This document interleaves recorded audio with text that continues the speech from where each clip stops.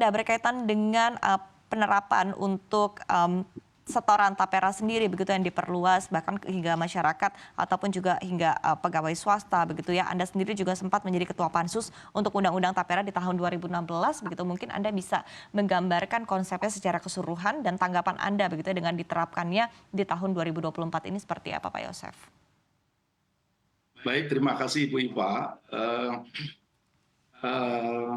Saya kira saya ikut berbahagia di mana saya kita semua mendapat kabar bahwa pemerintah melanjutkan Undang-Undang Tapera ini dengan menetapkan kepada seluruh warga masyarakat Indonesia yang kerja untuk mewajibkan para pekerja ini untuk menabung, untuk memberikan simpanannya dalam rangka menghimpun dan menyediakan dana bagi pembiayaan perumahan, baik itu perumahan baru maupun renovasi, dan tentu dalam rangka mengejar backlog perumahan yang setiap tahun itu semakin besar.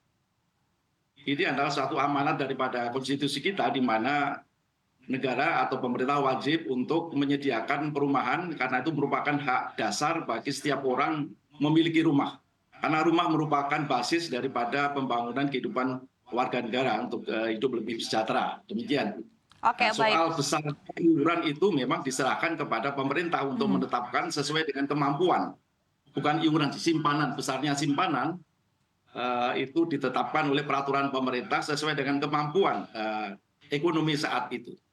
Baik. Jadi saya kira Tapi banyak lebih cenderung ke kontras betul kalau kita lihat kondisinya saat ini Pak Yosef begitu ya. Tadi dari kalangan pekerja juga merasa bahwa saat ini kondisinya cukup menantang dari sisi kondisi perekonomian begitu. Kemudian juga utamanya juga dari sisi pengusaha juga mengutarakan pendapat yang sama begitu ya, bahwa belum tepat untuk program tapera ini ataupun juga pemotongan untuk gaji pekerja sendiri dan juga iuran yang harus dibayarkan oleh perusahaan ini dilakukan di saat ini di tahun yang penuh dengan tantangan perekonomian. Tanggapan Anda seperti apa begitu Bapak berkaitan dengan hal ini? Terkait dengan banyaknya kontra begitu terkait dengan program tapera.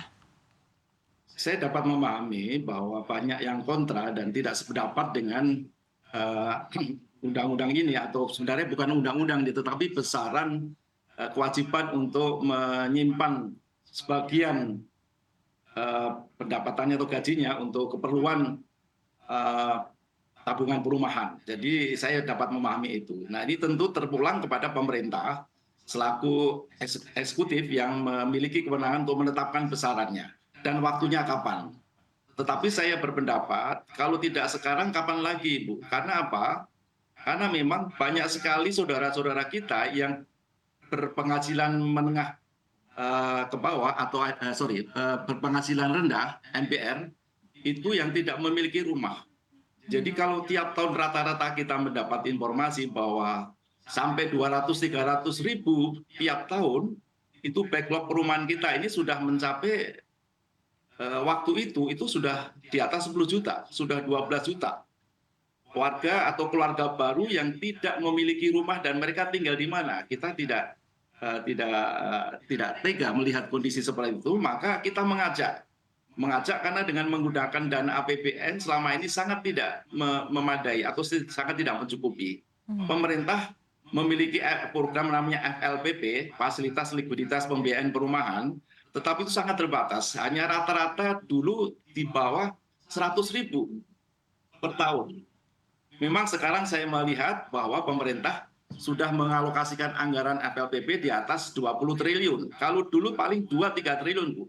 Ketika undang-undang dibuat itu sangat rendah.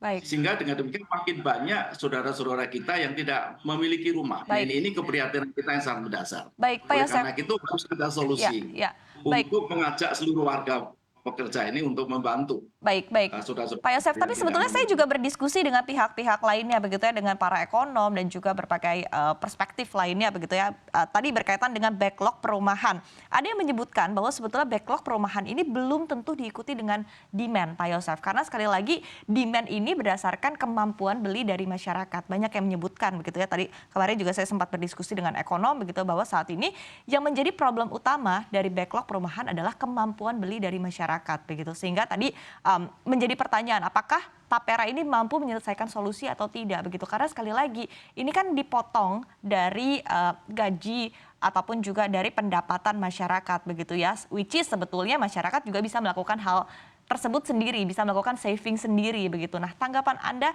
berkaitan dengan backlog dan juga demand dan juga harga perumahan yang semakin tinggi sehingga akhirnya tidak mampu dijangkau oleh masyarakat kebanyakan, seperti apa Pak Yosef? Justru karena persoalan itulah Ibu, kenapa perlu undang-undang Tapera ini, karena undang-undang ini akan menghimpun dan menyediakan dana murah.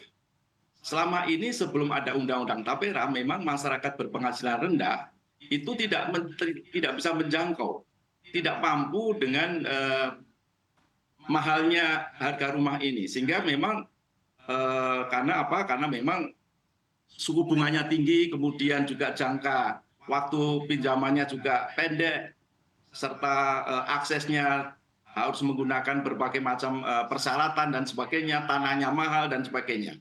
Maka dengan adanya gotong royongan ini, jadi seluruh warga bangsa Indonesia ini yang memang memiliki landasan filosofi Pancasila, keadilan sosial bagi seluruh rakyat Indonesia, terutama perhatian kita kepada saudara-saudara kita yang tidak mampu, maka Tapera inilah solusinya. Ya. Kenapa tidak subsidi, Bapak? Kenapa harus dalam bentuk tapera begitu? Which is kalau tapera kan dibebankan kepada seluruh masyarakat ya. Artinya masyarakat yang tidak berencana membeli rumah pun mau tidak mau tetap harus dipotong begitu gajinya. Kenapa tidak dalam bentuk subsidi saja sehingga betul-betul diarahkan kepada masyarakat yang betul-betul ingin memiliki atau membeli rumah begitu, Pak Yosef? Justru itu karena subsidi yang selama ini disiapkan oleh pemerintah itu sangat kecil, Ibu.